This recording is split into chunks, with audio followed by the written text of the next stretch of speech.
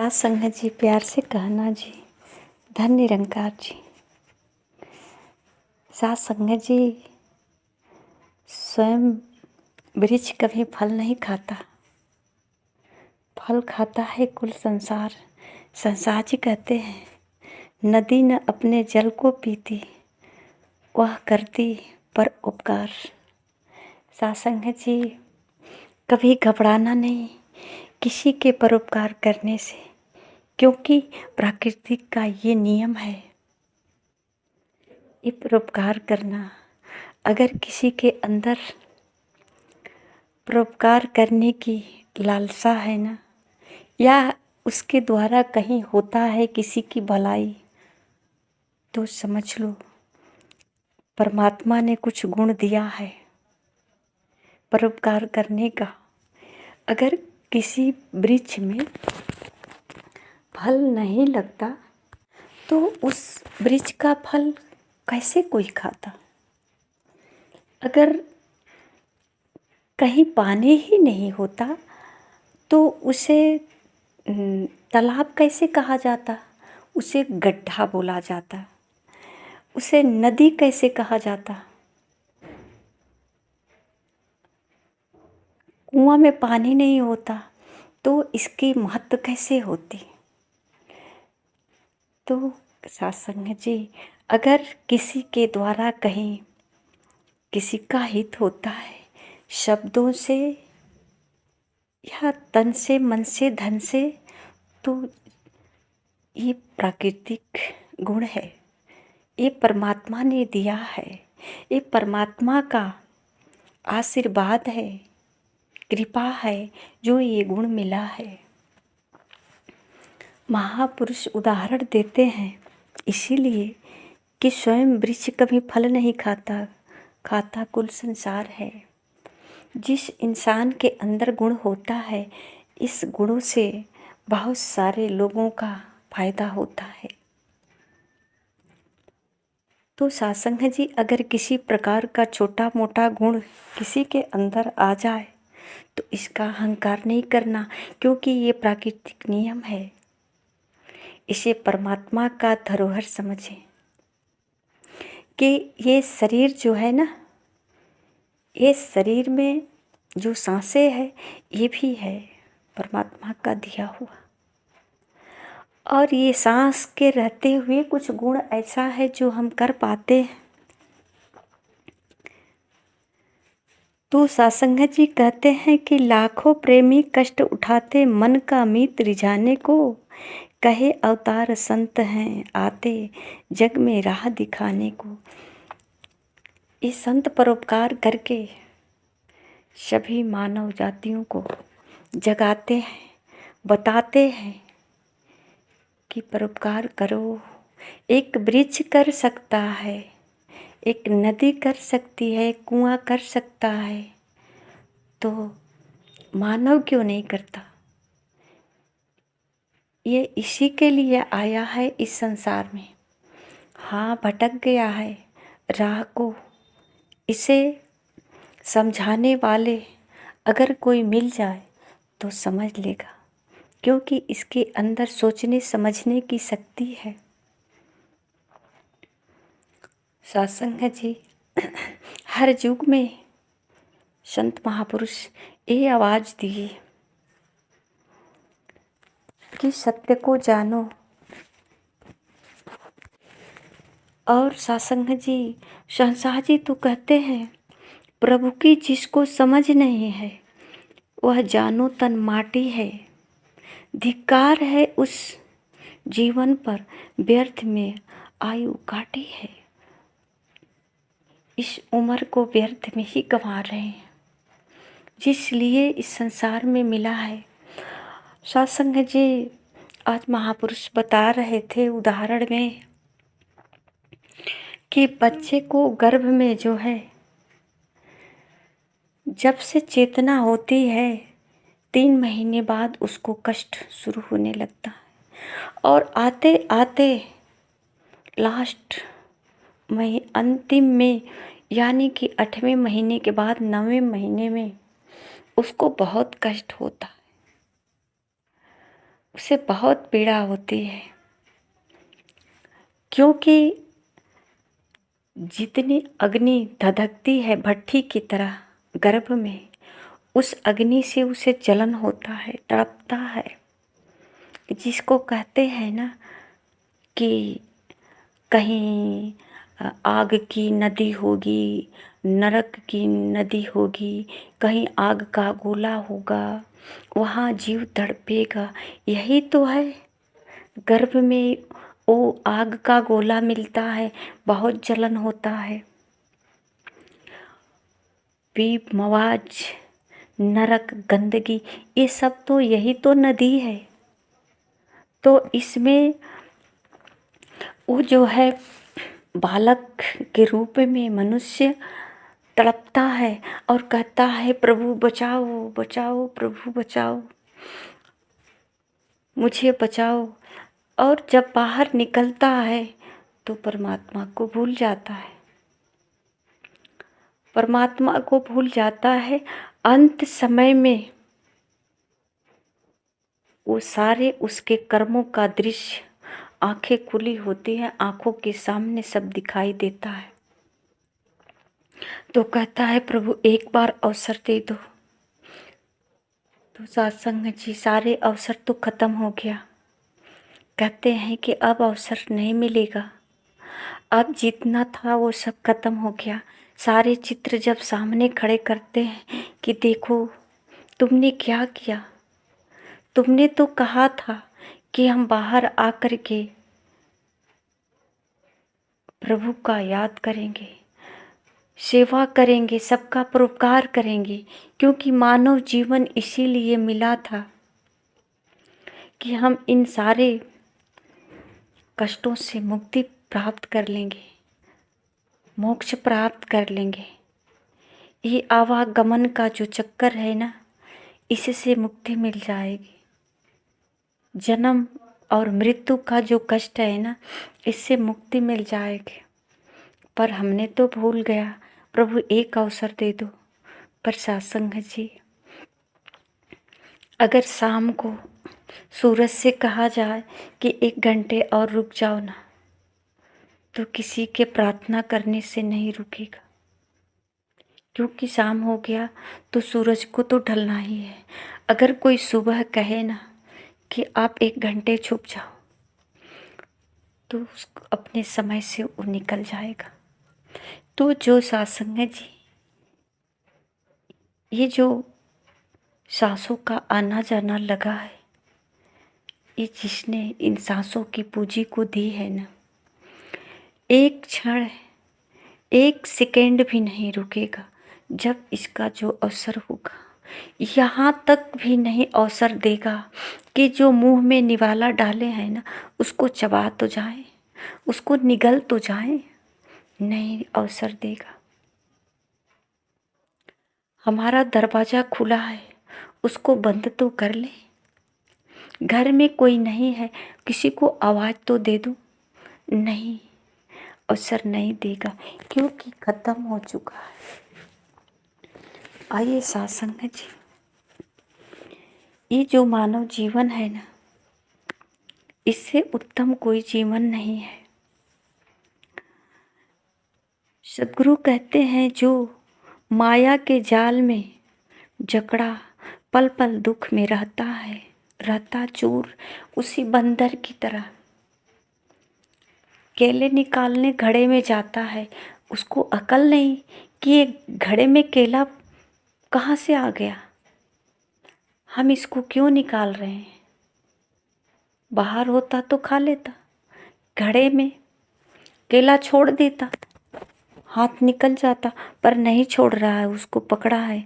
इसी प्रकार कहते हैं कि जो जकड़ा हुआ है वो हमेशा चूर रहता है, मनमुख कभी चैन नहीं पाए, गुरु से प्रतिपल रहता दूर।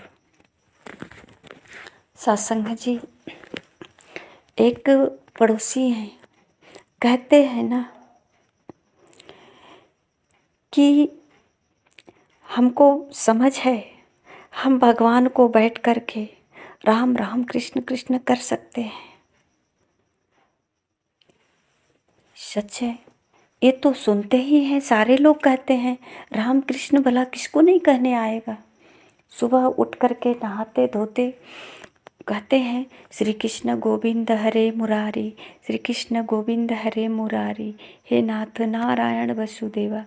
पर अभी इसी बीच में कोई आ करके कहा, ए सुनो, क्रोध आ जाएगा।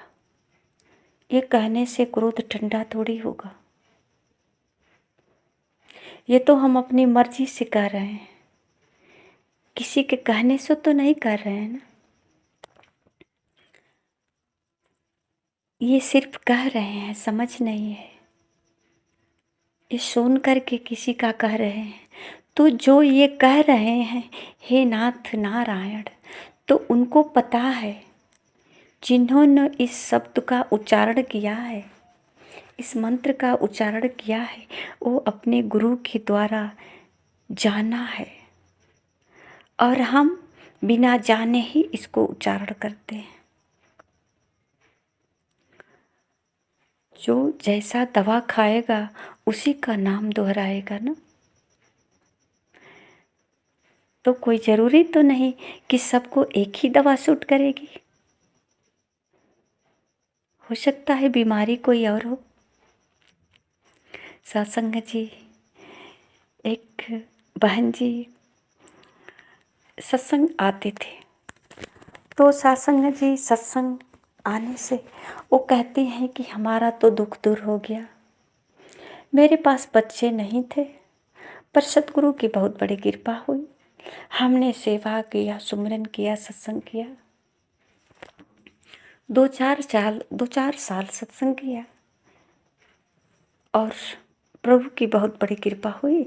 हमारे घर में बच्चे खेलने लगे, बच्चे खेलने कूदने लगे। अब ये देख कर के पड़ोस के लोग कहने लगे कि लगता है गुरु की बहुत बड़ी कृपा है, इनका तो दुख दूर हो गया, ये तो जो मांगे सो मिल गया। हम लोग भी चलते हैं। होड़ लगा कर चले सत्संग में। बहुत काफ़ी संख्या में उनके आसपास के सारे लोग सत्संग जाने लगे। पर सत्संग जी, उनको तो बच्चा चाहिए ना, सबको तो बच्चा नहीं चाहिए। तो उनको बच्चा चाहिए था, तो उनसे पूछिए कि आप प्रार्थना कैसे किए। हो सकता है उनका ध्यान काफ़ी किसी और तरीके से हो बच्चा प्राप्त करने के लिए, और वो घड़ी भी आ गया हो जिस वक्त बच्चा पैदा होना हो। उनका स्वभाव बदल गया संतों के बीच आने से। संतों के बीच आने से बच्चा पैदा नहीं होता, संतों के बीच आने से उनका स्वभाव बदल गया। हो सकता है किसी हरकत के कारण, किसी खान पान के कारण, किसी गलत प्रयोग के कारण ऐसा हो, या वो समय घर ही न आया हो, तो वो समय आ गया, वो घड़ी आ गया, या इनका विचार स्वभाव बदल गया। हो सकता है रहन सहन बदल गया हो, बच्चा घर में आ गया। ठीक है, इनका मानना है कि सतगुरु की कृपा हुई। तो सत्संग जी, क्या सब पर यही कृपा होगी, सबको बच्चा होगा? नहीं ना। सत्संग जी, जिसको जिस तरह की लालसा होती है उस तरह का समय आने पर ही वो इच्छा पूर्ण होगा। अगर किसी की बेटी छोटी है और वो चाहे कि हमारी बेटी के लिए अच्छा सा वर मिल जाए, तो अभी बच्ची छोटी है ना, थोड़ा सा सयानी हो जाए तो उसका वर कहीं न कहीं जोड़ा जरूर होगा, मिल जाएगा, समय आने पर मिलेगा। सत्संग जाने से तो नहीं मिलेगा ना। सत्संग जी, हर ये समय जो है चलता रहता है, समय का चक्र एक सेकंड भी नहीं रुकता है। जो हमें जब चाहिए समय आने पर मिल जाता है। उदाहरण मिलता है कि समय से पहले कुछ नहीं मिलता है, किसी का छीनने का कोशिश भी नहीं करना चाहिए। अगर हमारे पास कुछ है, हम किसी को दे रहे हैं, तो वो समय आया है, हमारे पास है और उसके पास जा रहा है। कभी ऐसा समय आएगा कि कुछ हमारे पास नहीं होगा और किसी और के पास होगा, उसके पास से हमारे पास आएगा। यही तो चलता रहता है, इसको समझ नहीं पाते हैं।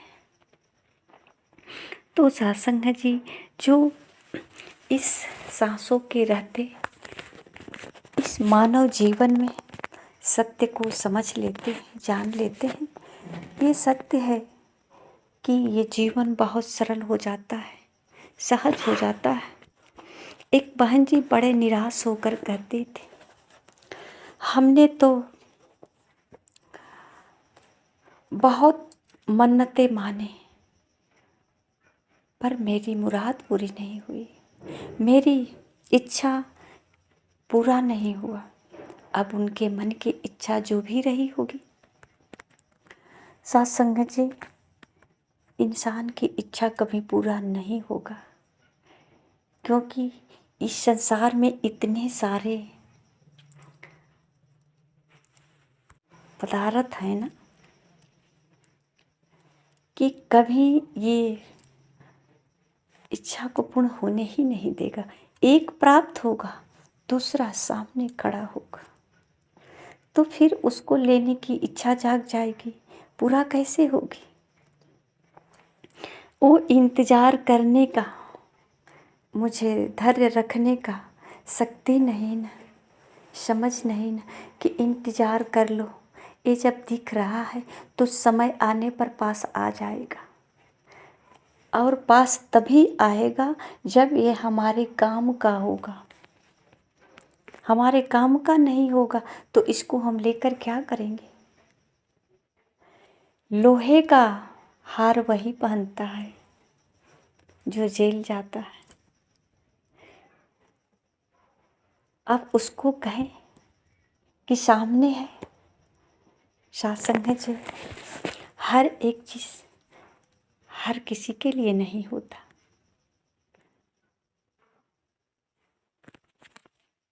एक दुल्हन है जो दुल्हन की पोशाक में सजी है। अगर एक वृद्ध महिला को सजाया जाए तो क्या उसके लिए वो है? नहीं है ना। सत्संग जी, जो मानव जीवन के लिए चेतना मिली है, परमात्मा ने जो कृपा करके दिया है, अति कृपा भगवान ने करके दी, अति सुंदर काया है।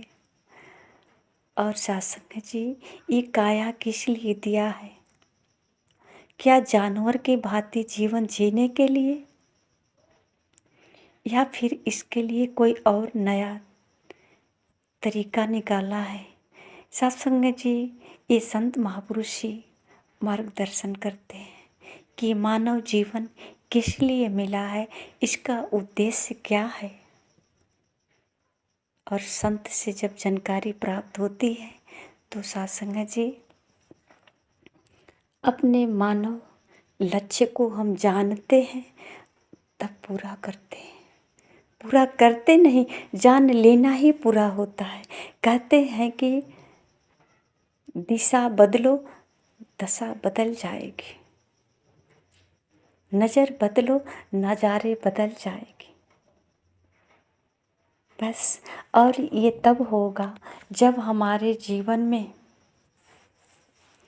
कोई महापुरुष का आगमन होगा, संतों का आगमन होगा। आज तक धरती पे जिसने पूजनीय, आज जिन विभूतियों का हम नाम दोहराते हैं, उदाहरण देते हैं, भजन कीर्तन उनके नाम से करते हैं, ये जो है संतों के संग में अपना जीवन बिताए, संतों से सत्य को जाने हैं, अपने स्वयं का आत्म तत्व का बोध किए हैं। सत्संग जी, हर मानव को ये जरूरी है अपना स्वयं का बोध। सत्संग जी, प्यार से कहना। धन्य निरंकार जी।